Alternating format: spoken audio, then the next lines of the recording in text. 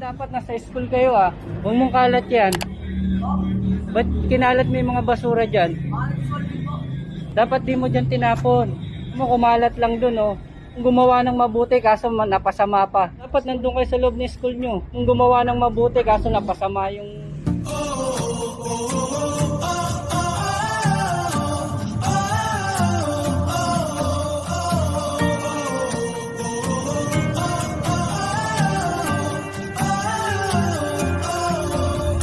Baka maano ka dyan.